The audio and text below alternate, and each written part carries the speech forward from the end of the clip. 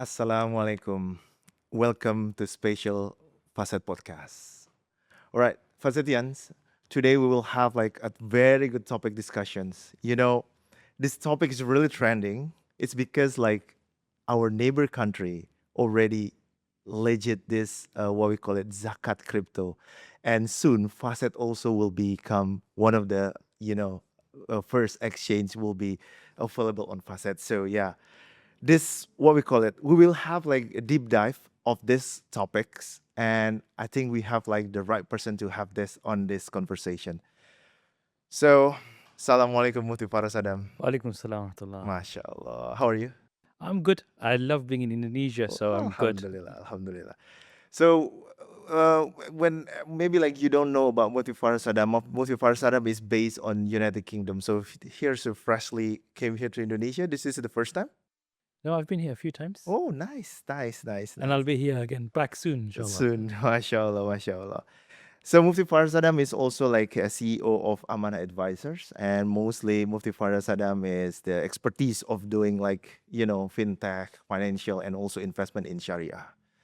Mufti Faraz Adam. Without further ado, I really have a what we call it keen to have these questions directly to you. Like, how's your journey is actually to become like this one like for you? Sure. Bismillah ar-Rahman ar-Rahim. So, where I am today, sitting in Indonesia, Yes. 2025 now, right? Wow. How did I get here? It's a very good question. I think the journey actually began. I'm not going to tell you when I was born, right? You know my age, right? So I don't want to give my age away right now. But 2005 is when I actually started studying Sharia full time. So 2005, so it's been 20 years now. Um, I enrolled in a madrasa, which I'm sure in Indonesia you have madrasa as Yes, well. yes, yes. That's where I learned Arabic, Quran, Hadith, Tafsir, Fiqh. But it was in the second year of my study. So it's a 6 year program, and you study for 12 hours every day, full time. And in the second year of that 6 year program, I knew I wanted to become a specialist in fiqh and become a mufti who specialized in Islamic law. And from all of that, my heart was inclined to trading and transacting. Why was that? Because whenever you study, whoever studied Islamic studies and fiqh will know the most difficult topics are in the transactions space. Because the other things is easy. How to perform salah, how to perform hajj, how to fast. Look, how do you fast? You don't eat. Right? We're fasting, you don't eat. How do you perform salah? Do what your imam does. How do you pay zakat? Take your money and give it to the other person. How do you do hajj? Just follow the leader. So everything is really easy. But how do you trade? How do you sell? How do you buy? There is no leader. You have to know yourself. And then when you were reading the books in those days, it just wouldn't make sense. Like I'm reading about camels, I'm reading about ships, I'm reading about selling goods, wheat, Mm. barley. So my heart was always interested, like, how do I connect this to the real world? And so my journey really started from that time. I knew that this is a space that I want to really go into because this is where there's growth, opportunity to really serve people. I saw a gap. And from the second year of my studies, I knew this is where I want to go. And so therefore I studied another 5, 6 years, finished my course off. Then I went to South Africa to become a mufti. So a mufti is simply a person who specializes in Islamic law. So I did another program and course there, which is a 2 year course. After that, whilst I was doing my Mufti course, I said I want to specialize further in Islamic finance because I was always interested in relating what I learned to the real world. I wanted to be a person that adds value to people. How do I help people make their lives easy, find ways to create products, ideas, solutions for people to better their lives? So that's where I went. This was now 2013, 2014, still 10 years. Wow. Then I come back to the UK. I do a master's degree in Islamic finance and banking. I do an accounting qualification. I do multiple different financial qualifications. But one thing I think which is the most important is what I learned from my teachers. is always be a student for your life. That's why I'm always studying. Right now, I'm doing my PhD. Right? But the reason why I'm doing my PhD in artificial intelligence, I'm still a student. After my PhD, I'll still be a student. Never think of yourself as somebody who's achieved so much and you don't need to do. No. Always see yourself as a student. Like, I need to continuously learn, build, grow. I need to invest in myself. The best investment is education in yourself. That's the best investment. So that's why I learned from my teachers, and that's why I want to continue doing is learn, educate, and continuously build and grow myself. Wow. So very long journey to get there, right? The journey's only begun. It's only started. Inshallah, I have many more decades where I can continue this journey. Yeah. Yet, actually, in Indonesia, Mufti is quite what we call it. It's not unfamiliar for us. So, sorry, it's quite a basic questions. Is Mufti there's a certificate on it, or maybe like any other religion? Yeah, so in India, see, this idea of a mufti, this qualification really came from India, Pakistan, Bangladesh, in these the subcontinent countries, where there's a course that was made where people study this program under expert scholars and you train how to answer people's questions. So when I was a student becoming this qualification and studies, my teacher, they would give us 3 questions a day. 3 questions a day. And those Okay. questions would be about anything. There's a marriage. This was happened in the marriage. Is a marriage okay? Or this person has ate this food. There's got E numbers inside. Is the E number halal? Or this person, he is going for Hajj, but he's got this problem. How does he perform Hajj? So every day, we have to answer 3 questions. We have to research those questions. They're real questions from real people.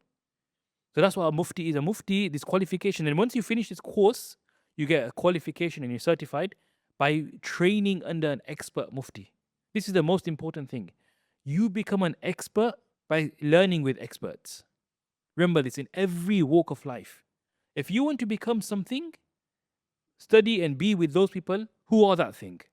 So if you want to become like a computer scientist, you're going to have to go to a university or a place where there's experts in that field. The same thing. That's why I went to South Africa. I went to South Africa because there's one of my teachers, Mufti Ibrahim Desai, rahimahullah, who passed away a few years ago now. He is or was one of the leading scholars in the entire Western world as a mufti. He was a mufti for like 30 years, answering questions across the world.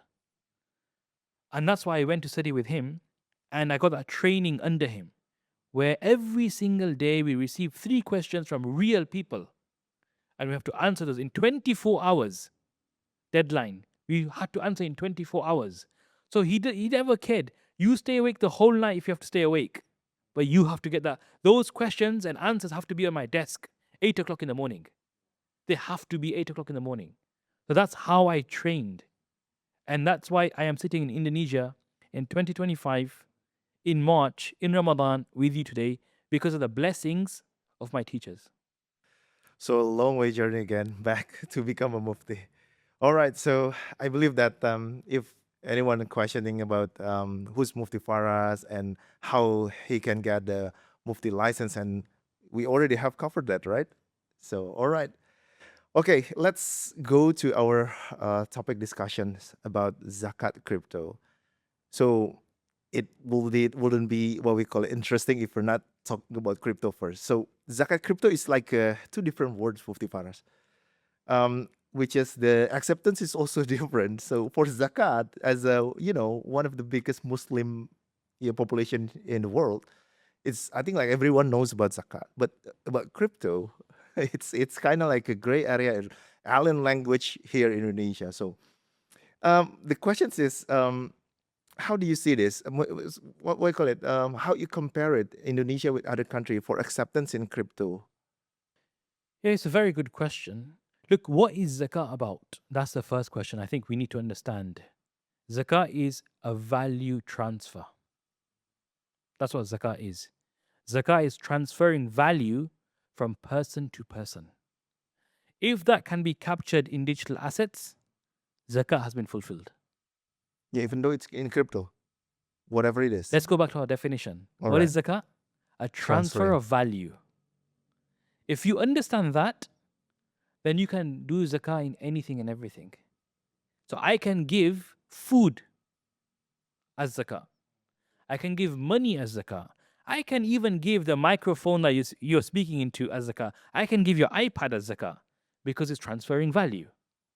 So if I can transfer all these different assets and I can give money, then can you give a digital asset? If it has value, then of course you can. Okay. So, seeing my questions is actually like I really concerned. I really want to know: is any other country have a problem to accept this as well for zakat crypto? See, in like some countries, zakah is regulated. It's a regulated activity. In other countries, it's not regulated activity.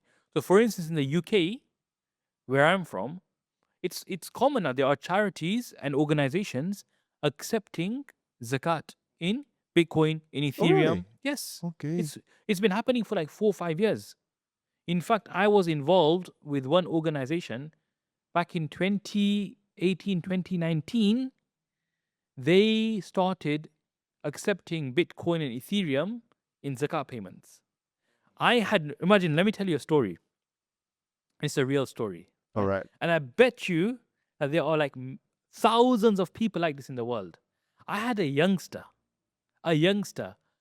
maybe a 17, 18-year-old youngster, message me. And he said, Sheikh, I have a problem. I said, I'm here to give you a solution. What's the problem? He said, I have over $10 million in Bitcoin. Really? I want to give zakat. Okay. Where do I go? This is a real problem. You have not what this is one youngster who had the concern of zakah. There are hundreds of such youngsters out there who have millions of pounds, dollars in digital assets, and they are looking for a way to pay their zakat. So who is going to fulfill this service and help those people pay the zakat? Can Fasset do it? Sure, we can. So Inshallah. everybody watching, if you want to pay your zakat in crypto, then I guess Fasset is a place to watch and engage with. Is that youngster is actually a Facet founder? Is he a Fasset founder? Well, he needs to be a Fasset user. Oh, yeah. So look, this youngster, this person contacted me maybe about 4 or 5 years ago. That's when I realized that this is a real problem in the world. It's think about it. Just like how we talk about tax and crypto and digital assets, zakah is also a thing. Yeah. There's so many people out there who don't want to convert their crypto into fiat for many reasons. Yeah. I don't want to talk about that online or in this podcast. But there are many people who don't want to convert their crypto holdings into fiat money. Mhm. And imagine you have 2 million, 5 million, and you want to convert that now. It's not straightforward. The fees, perhaps tax implications, and other reasons. So people want a way to maximize their output and impact by paying zakah in crypto. So this is a real problem that people have in the world. Yeah, I agree with that. I'm seeing like you're saying in 2018 and 2019. I believe at that time, there's a bit of what we call it, a discussion about Bitcoin or even like cryptocurrency is still haram, right? And how it possible now we can say like Bitcoin is already halal. Yeah, well, to be honest, look, we're not as people, we're very laid back and complacent. We're still having the same debate we were having 10 years ago. All right. And the truth is, these debates will continue. Will Okay. always continue. It's normal in humans to have difference of opinion. You don't like one color, I might like the color. You like one type of food, I might not like it. Maybe you don't like pizza, I like pizza. Well, look, I know it's Ramadan, so food is perhaps on the best topic. But you see, difference of opinion happens in everything. You might like it when it rains, I like it when it's sunny. You might like swimming, I might like running and jogging. So life is naturally about having different views. And even in Sharia, yes, we have the Quran and Sunnah. The Quran and Sunnah are principles. And then scholars will look at those principles and try to apply them to modern times. This is the beauty of the Quran. This is the beauty of Islam. Islam didn't give you every single rule as a rule book that you have to do this, this, and this in the 21st century. No, Allah and the Messenger of Allah sallallahu alaihi wasallam gave us all the principles in what they said, and then left it to us to apply. As long as we follow the methodology, we'll be okay. And it's natural to have a difference of opinion. Even in the time of the Prophet, there was different opinions amongst the companions. So it'll always happen. Now you ask the question, well, in 2018, 2019, it was haram, and now why are we doing this? Look, the thing is, we always have to keep reviewing our answers and understanding. Always keep reviewing. To be honest, personally, I was always of the view that Bitcoin can be Sharia compliant. I don't even like the word Sharia compliant, to be honest. I typically use a word called Sharia powered. Why do I use a different term? Because people think compliance is a tick box exercise. And Sharia is not about tick box exercises. It's not about just fulfilling. Sharia is about empowering. Sharia is about building. Sharia is about adding value. Sharia is about producing. It's not a tick box exercise.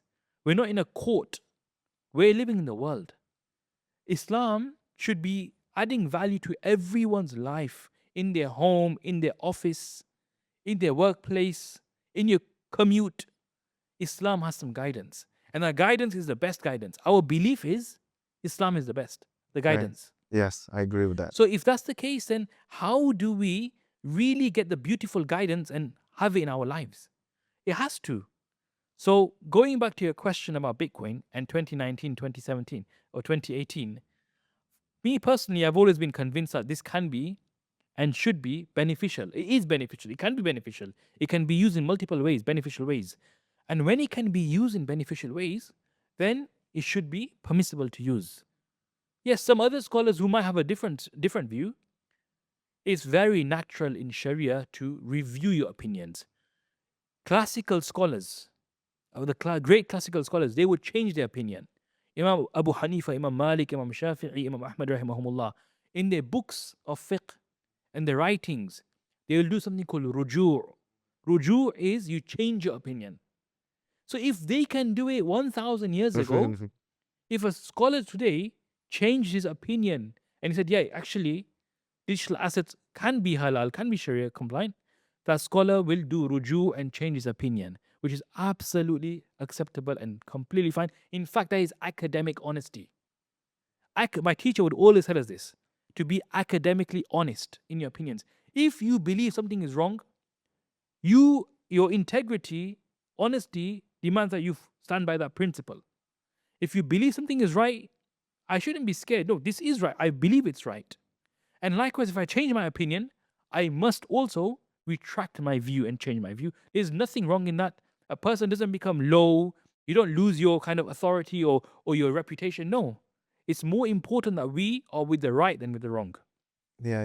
I'm afraid like that's something like actually preacher is afraid for changing his statement, and then after that, there's scared to losing the power, or maybe like the trust from the people. Trust comes with being honest, transparent, Yes, agree. and people see that. Agree. People are intelligent. Agree. Human beings are intelligent people. Agree. If you treat people with intelligence, they will treat you with intelligence. Yes, I totally agree with that. Speaking of the Sharia power that you mentioned before, I'm just like having like some of friends actually putting these questions to be presented to you. So for instance, like I buy a Bitcoin on 2016, which is around 900 USDT. And then after that, like now it become like, for instance, like 90K. Is it categorized as riba? Very good question. So, is that a real thing? Have you got the 900 USD Bitcoin with you? My friends, not me. Oh, your friend. So I think I need to become his friend as well then, right? So no, look, how is riba? What is riba? Riba is gain that you've made by simply lending money. Riba is creating artificial money. That's what it is. That I'm giving you money. I'm not adding any value to you. I've given you money and I'm demanding that you pay me back more because I gave you money. That's the problem. In Islam, you make money by investing, by trading, by actually doing something productive, not by just lending money. That form of gain is artificial. It's not real. I've not done anything but just lend money. So if Bitcoin's price has increased from 900 to 90,000, I haven't lent money. That I'm just holding. It's like Me buying this microphone, I had it at home from 2015, and now in 2025, because it's a unique microphone, maybe because you spoke in the microphone and you became very famous, the value of this microphone increased a lot. The demand for it increased. Does that become riba? No. The asset is still one. It's one microphone. It's the same thing. It hasn't been lent out.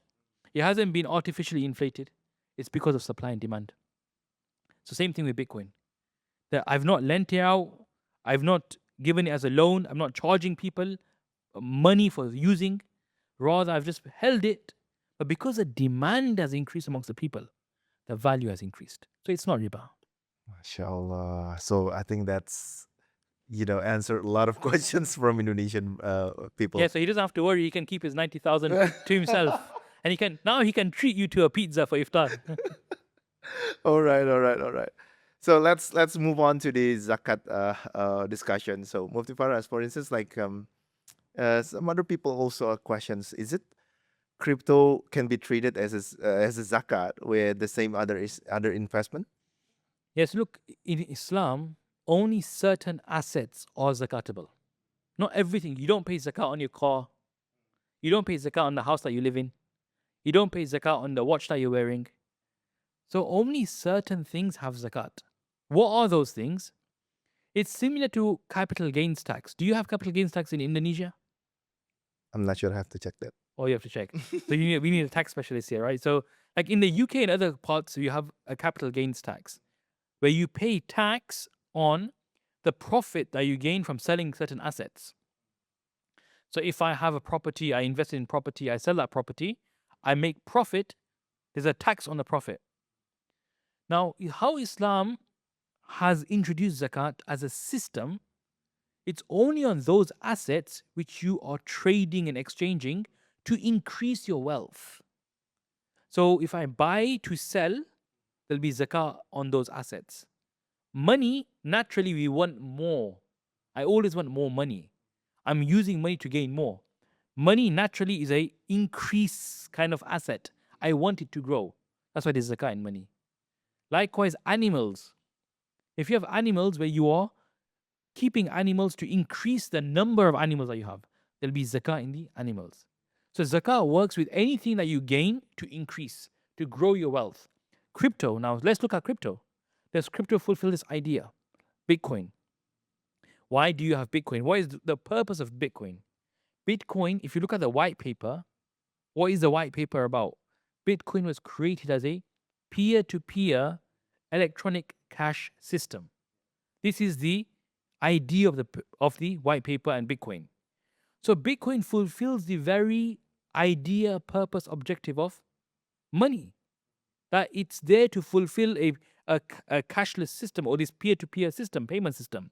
That's the whole point. So if that's the case of Bitcoin, then of course zakah should also apply. Likewise, if I'm trading Ethereum, Solana, I've bought Ethereum. The only reason why I've bought Ethereum is I want to sell with profit. I buy low and sell high. I buy for $100, I want to sell for $500.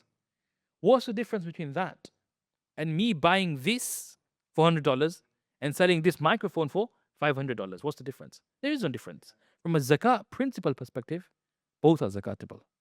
Okay, so yeah, it will be same as a treatment as the another investment. So yeah, because it's increased our wealth, right? Exactly. Look, in Arabic, for those who know the Arabic language and who study sharia, they call this in fiqh amwalu tijara or urudu tijara. This is the idea. Any goods which you buy to sell become zakatable, and that's a big blessing from Allah. Why do we have 1 year to pay zakat? Because in Islam, you have the opportunity to make money. Zakah is about you make money. Zakah is not about not making money. Zakah, the rules of zakah is you make money and pay your zakah from the profits. That's why you have 1 year to pay. Because when you hit the nisab, the threshold, you don't pay zakah then. You pay zakah after a haul, after 1 year, Yeah. isn't it? Yeah. So whoever knows about zakah knows that you pay zakah after 1 year, after passing haul. Why is there 1 year?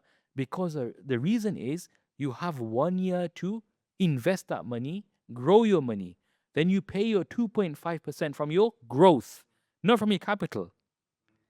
You pay 2.5%. Yeah, you pay on the whole amount, but the 2.5% is taken from the profits. Because Allah doesn't want that your assets diminish. That's not their purpose. Their purpose is to purify your wealth. Where does purification come from? From the produce, the growth, the gain. So you never lose. In Islam, by following Islam, you never lose anything. And this is the biggest evidence for it. That when it came to payments, Allah is not making you lose anything. In fact, the Sharia is saying make money and pay from your profits. Wow. Yet there's what we call it. There's a case which is like you said, like we need to wait up until how, right? Only a year or maybe like 1 year. You know that there's a optimization what we call it activity like dollar cost averaging like DCA, right? So we put the money in the one, for instance, like weekly for putting money in crypto, for instance, something like that, and the price is the volatile, right? So how we count it in 1 year? Yeah. We cannot assure how much is actually the first value that we in Correct. to the crypto. So yeah, dollar cost averaging is one method that investors use, right? Yes. To invest. So this is not a. I mean, I guess we can have a different podcast on investing strategies and ways to invest in, right? But how it works from a zakat perspective, then Yeah. it's not about the fluctuation that matters. So there's different methods and techniques and different madhahib are different ways. So for instance, in the Hanafi way, you don't look at the fluctuations in the year. You simply look at the end of your whole, how much you own at the end. That's what you pay zakat on. So how much up and down doesn't matter. The Shafi'i way, the scholars mention, is you simply look at the lowest amount you've had across the whole year and you pay zakat 2.5% on that. So you might have had Bitcoin worth $100,000. Then you went to $50,000. Then you went to $75,000. You look at how much was the lowest in the whole year and pay 2.5% according to this other Shafi'i way that's applied. But how if maybe like in the whole we are actually we're not getting any profits? Yeah, so but that's the risk of business. That's the reality of business. It's not always guaranteed to be profitable, but you've attained that for profit purposes. Sometimes you win, sometimes you lose. It averages out. Do we need still pay zakat if we are having loss, for instance? Very good question. Zakat is still paid on a business even if it's loss making. Yes. Because zakat is not based on income and profit and loss. It's not based on the P&L statement. So those who know about financial statements, you have the balance sheet, cash flow statement, and the P&L income statement.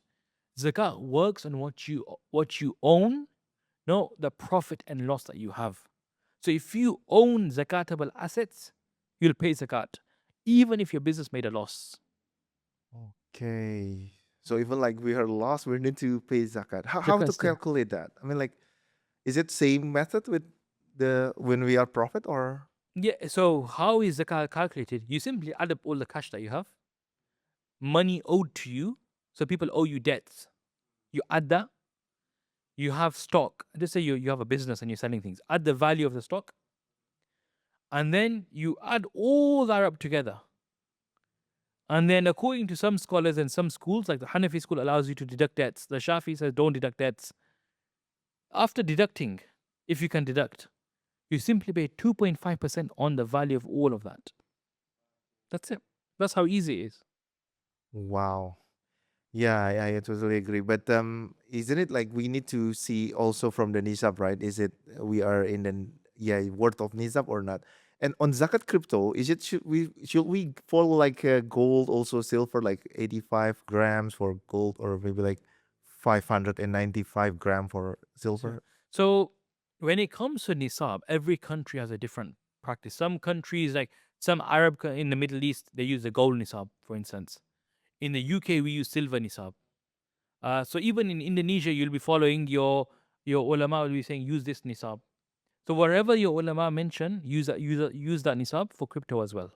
So it's just like totally different in every country. That's right. All right. So yeah, I mean like in several years ago when I see crypto and blockchain is a new stuff. So there's a lot of what we call a product, right? Like NFTs, tokenized assets, DeFi holdings. Is it also a subject of Zakat? Yeah. So if it fulfills the principles, tokenized gold. Let's look at tokenized gold. Is gold zakatable? Hmm. There's a Yeah. question. Yes. Yeah. Of course, there is a view amongst the Shafi'i school, the Maliki school, and the Hanbali school which says a woman who wears gold as jewelry, there's no zakat on that gold. Hanafi says zakat is on every gold. Even if a woman is wearing the gold as jewelry, there's still zakat. So tokenized gold is more like investment. Everybody will say there is zakat on that.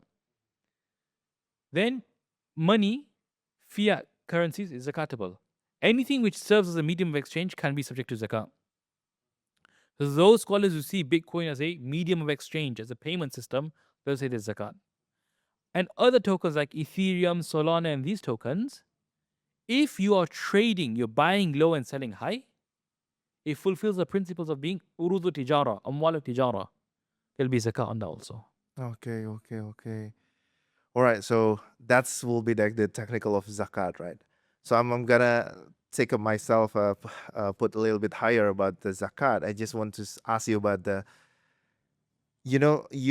I think you've already all over the world and see how you actually people is actually interacting with you. And what is the biggest challenge for implementing Zakat crypto?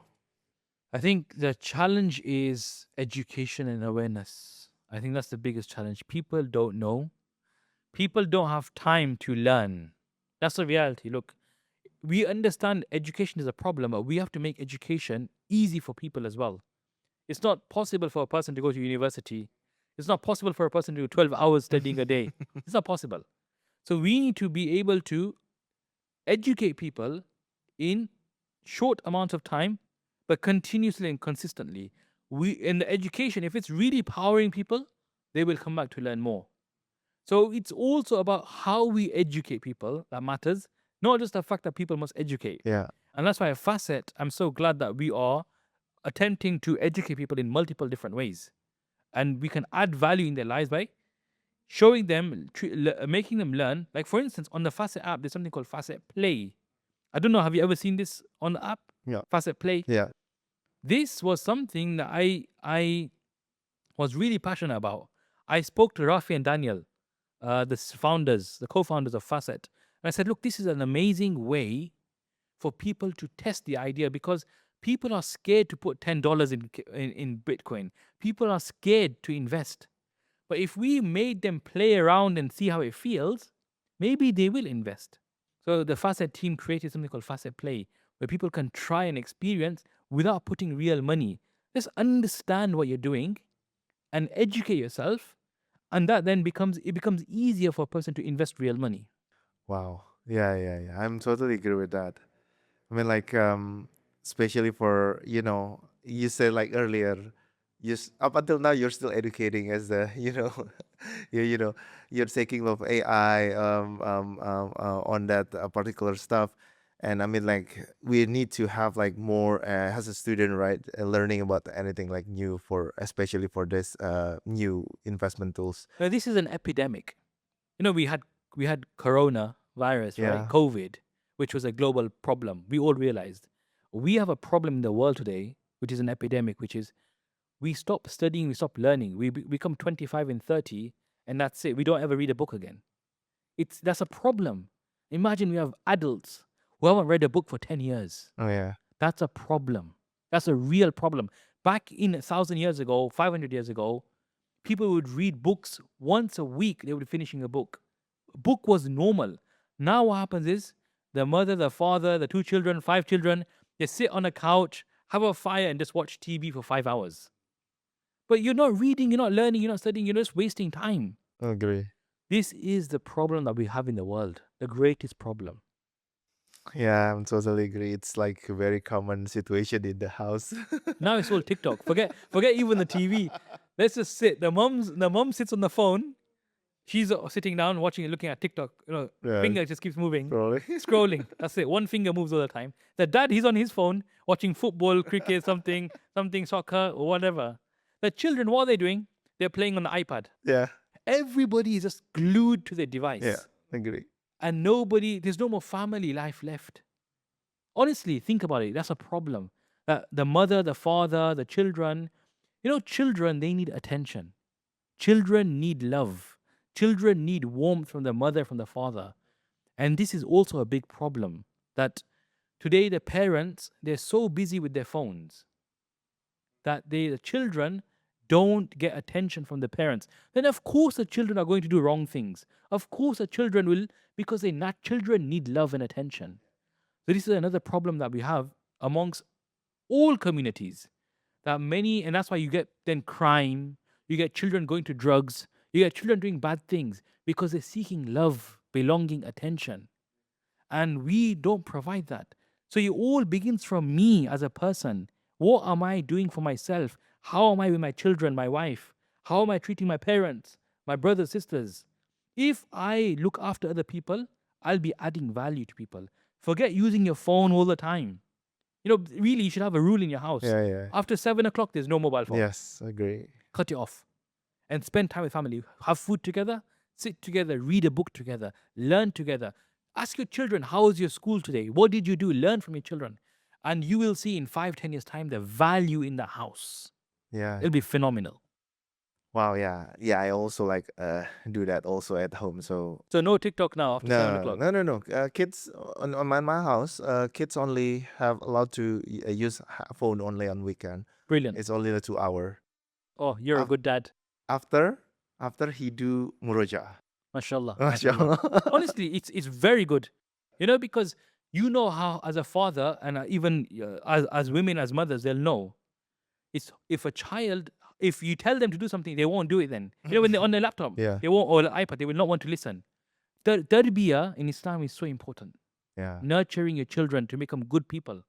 So yeah, this is very interesting. So Mufti Faraz, I think like we are on the tip of our time. Yet you're saying about Fasset, right? So I know that Fasset, now is Indonesia is one of the apps, crypto exchange that facilitate Muslim people to do investment in crypto. And what do you think? How can Fasset facilitate all the needs of Muslim people in all over the world? See, Fasset facilitates tarbiyah. Fasset facilitates tarbiyah. How? Investing is all about tarbiyah. You can't get emotional when you invest. You can't go crazy when you invest. If you can control your emotions when investing, you can control your emotions with your wife. You won't shout. You won't scream. You can control your emotions with your children. A person who can't control emotions, they can't invest. So that's why Fasset, all those people who want to learn how to control your emotions, just join Fasset and trade on Fasset, right? Honestly, that will be a means. If you can, because when you start losing your money and you stay calm, and when you're making so much money, you stay calm. That's the best kind of demeanor to have as a investor. When you don't, like my teacher would always say to me and say to all the students, Allah created the brain. He put the brain above the heart. Why? So you control your heart with your brain, not your heart controlling your mind. We can use our intellect and reason, not our emotion. We shouldn't be emotional people. You should be reasoned people, intelligent people, rational people. That's what Allah has created us with brains for a reason. So for Fasset is the same thing. Fasset is there to power people, every single person in Indonesia, to become asset owners. We want people to be successful. We want people to take control of their lives, build wealth, share the wealth. That's why we have this Zakat crypto. You have an opportunity to share the blessing that Allah has given to you, grow wealth, build wealth, and share wealth. That is the way a country will grow and prosper. That's why I believe if every single person in Indonesia, 280 million people, plus or minus, they truly begin to invest in themselves, learn, educate, invest in different assets, grow, in one generation's time, Indonesia will be a complete different place. You will be a different country. You will become a role model for so many other countries. But where does it start from? From the one user, from the one investor. Every investor is important. Every user is important. And this is important from a marketing perspective. Look, I'm not a marketing expert. That's not my specialty. But from a marketing perspective, every customer is important. Every customer's complaint is important. Every user feedback is important because humans are the main person that we're serving. We're serving them and their needs. We want to empower them. Every user, every customer, every investor, we want to add value to them and in their lives. Wow. So yeah, Fasset will be, if you are a Muslim and then you are wants to do investment, then go with Fasset, right? I would say even if you're non-Muslim, why is it only Muslim? Fasset is not only for Muslims. Nice, nice. Fasset is not, look, that's why in Fasset, we are, yes, Sharia compliant. Yes, we are Sharia powered. Yes, Sharia is so important to us. But Sharia isn't only for Muslims. Sharia is a way of life which actually adds value in everything. Sharia tells you to clean yourself. Every human needs to clean themselves. Sharia tells you to be good to your husband and wife. Every Muslim, every human being wants to be good to their husband and wife. Sharia tells you that you treat kids and children with mercy. Every human being should do this. So Islam and Sharia isn't just for Muslims, it's for everyone. It adds value to whoever you are. So whoever you are, wherever you are, if you want to grow your wealth in a way which is regulated, in a way which is saving you from all the rubbish out there in the crypto space, because look, there's rubbish out there as well in the crypto world. There's junk meme tokens, some junk tokens out there. Our Fasset, we're very careful about this. We don't want our users to be exposed to rubbish cryptos or rubbish assets. We're very selective. Only those assets which we truly believe are safe, which add value, which are Sharia compliant, and which fulfill our risk kind of analysis and fulfill our kind of Fasset analysis that we do we have it and list it on our platform? Otherwise, we will not list it.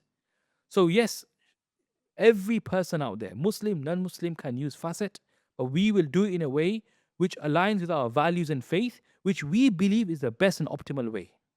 So this is interesting. How is Fasset Syariah compliant? Yeah, well, at Fasset, we don't really use the word Sharia compliant Really? because we're not just after compliance. See, compliance is a very, it's sad to say, people find it to be a boring exercise, right? That's like, but those who work in compliance, of course, they're very colorful, very energetic people. Compliance is an important function. But when you say compliance, the word is very legal. Sharia is much more than just legal. So at Fasset, what we've done is we've built a framework which incorporates the legal analysis, but also the value-adding principles within Sharia. So we look at, yes, there should be no riba, there should be nothing haram, no harm, no darar, there should be no gambling, no maisir. There should be assets which actually are value-adding, beneficial. It should be mal. These are like the Sharia compliant requirements. But then we look at also, how does this token actually add value in the world? How does this align with the prophetic way? Is there any prophetic teaching manifesting by investing in this token? Is this token adding value in the world, in projects outside? Are people using this? As an investor, what are you gaining? So we are looking more than just the kind of legalities and legal analysis. We want to add those assets on our platform which have the most impact. And for us, impact is being powerful. So it's Sharia powered because we're talking about Sharia impact. And so at Fasset, this is our philosophy. We're not only about just, yeah, this is halal and fine, do whatever you want. It's not that. We want to get the best of the best and give that to you. And that's what for us is Sharia powered, the best of the best. Mashallah. One more thing. You said like I've heard from your videos that when you're using Fasset, it's a halal experience from the day you are installing Fasset. Is it right? Meaning the entire journey of the Fasset. Yes. Absolutely. On Fasset, if Fasset has anything unlawful, I failed. It's my failure. My neck is on the line. And I'm not concerned about, it's not about losing a job. It's answering Allah. It's not about jobs. This is a mission. Our mission at Fasset is to give halal to people, like Sharia powered, Sharia compliant opportunities. If Fasset gave something which was not permissible, it was haram, we failed as a team. The team is gone. That's a failure we can't ever accept. We will never accept. So for us, that's a red line we will never cross. And I know this from the founders and from top to bottom, from the executives all the way. Although we don't work like a hierarchy where everybody is valued as a team, but every single person is responsible for this. We cannot allow a single asset to be listed which takes away value. Look, it's not about haram. When something is haram, what is the reality of that? It's taking value away from you. Halal is value adding, haram is value consuming or value being taken away from you. So an asset which doesn't add value to people, an asset which harms people, we failed as an organization, as a team. That's why we're focused on adding value to people and making sure it's Sharia compliant and Sharia powered. Only then the asset will be listed and the entire user journey. We want people to be comfortable. We respect people's values and beliefs. We respect what they believe in. We want them to be safe, secure in the space. We want to protect them. We are servicing them. We're serving people at Fasset in a halal way. And that's how we add value to them. And throughout the entire journey, we want them to have the best journey from start to finish whilst they're with us, because for us it's a service. Fasset is a service as a team. We see serving people as the optimal way, as our way. So that's why at Fasset is really important for us. Everything is Sharia. Everything. I think this is one last questions coming from my personal questions. Oh, but I love personal questions. So I know that we have like 27 crypto coins that listed in Fasset, right?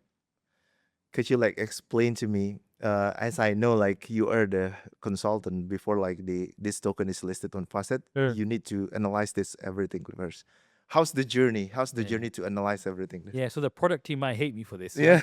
Right? So yeah, me and the product team have fights all the time. Right? And I'm not going to take the name of any one person, but sometimes they gang up on me. It's really. I'll complain to everybody later on, right? But no, so it's very good. We have a team. And so the product team will share a list of digital assets. Yes. We want to, and we're interested in listing these. What's the view on this from a Sharia perspective? So I am the first filter. If it doesn't pass with me from a Sharia perspective, it will not go on to ops or anywhere else.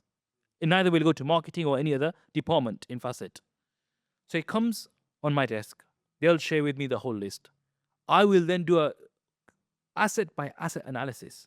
I will prepare a report on every single asset. What is this asset? How is it used? What's its tokenomics? What's the blockchain? What's the purpose? What's the utility? Does this asset have actual real world value? Is it being used anywhere in the world? What is it being used for? What are the benefits? What are the harms? Are there any Sharia principles that are being violated by this blockchain, the blockchain itself or the asset itself? I'll take all that into consideration. I prepare a report. I share it with the product team. That's when the fight begins. Well, no, you missed this out. No, I don't agree with this. And that's welcome. It's good. I get good feedback. And we have a back and forth. Then once they've given me all the feedback, I'll take the feedback on board. I'll do another analysis. Sometimes I will also contact other scholars because I don't have all the answers. I'm a human being as well. I don't have all the answers. Scholars need to learn from other people as well. Sometimes I don't know. I have to ask industry experts. So alhamdulillah, one thing about Fasset is we're a team of experts. It's a blessing to be in Fasset because you are with experts from all walks of life. We've got people from Singapore, from experts from Pakistan, people from the other parts of the world, UAE, in Indonesia, Malaysia. We are an international team. I don't know how many nationalities do we have in Fasset. I lost count now. Oh, right? so In the many. dozens. Yeah, dozens. We have nationalities and all people from all walks of life who are experts. That means all I have to do is pick up the phone, anyone in the team, and say, look, I've got this digital asset on my desk. I'm doing a review, but this question, I don't understand the tokenomics, or I don't understand how this token is minted. Can you explain this to me? And that's literally what I do. And that's the power of being in a team which is so dynamic, so intelligent, so hardworking, that you can pick up a phone, have a very intellectual conversation, And that can be done in 10 minutes. You put the phone down and you've learned in 10 minutes what it would have taken me 2 months to learn. And that's what we do at Fasset every day. So meaning, whatever like token like already listed on Fasset, coin that already listed on Fasset is really like it's already approved Sharia A compliance. person opens the app and downloads the app and uses the app. They see the token. For that token to be, they've taken 2-3 months worth of sweat, my sweat in the UK, MashaAllah. right? That's when you get the token. It's not coming there just like that. Nice. Like, and this, I'll be honest with you, the co-founders, Rafi and Daniel, are so like passionate about this. Nice. They want to make sure, and the entire team, not only the founders, yes, the vision came from them, but the entire team is passionate. We only want those assets to be listed which are truly value adding, which are truly Sharia powered. So it comes on the platform after rigorous back and forth, so much debates, so much sweat, labor, research. Then it comes to you, the user at the end, who's sitting in Jakarta, who's in their bedroom, relaxing and buying that crypto asset, and digital asset. Your sweat. Exactly. The sweat. It started in UK. It went to UAE, Yeah. Pakistan, Indonesia, Malaysia, all in Singapore, all these countries, and now it's coming to you in the end in Jakarta. MashaAllah. And we can join enjoy all of the stuff on Facet, right? Absolutely. All right. I think that will be all, Mufti Faraz Adam. It's really glad to have you here and also like having discussions of this. I think this is like really explain all of the stuff that really address on the Facet. So as the Facet team, we get so many questions about this, about the how you define this token is halal, or even like how to put this token in your list and so on. And it's already explained. And also like we want to launch our zakat, and also you already explained about zakat and how to calculate that everything. So yeah. Thank you so much. Jazakallah khair. Barakallahu Mufti fikum. Faraz Adam. So guys, if you guys have questions or maybe like wants to get some updates from Facet, just follow our social media.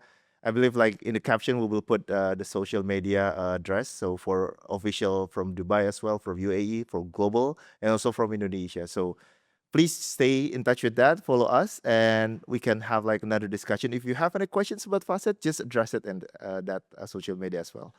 So once again, Mufti Faraz, thank you so much. Assalamualaikum warahmatullahi wabarakatuh.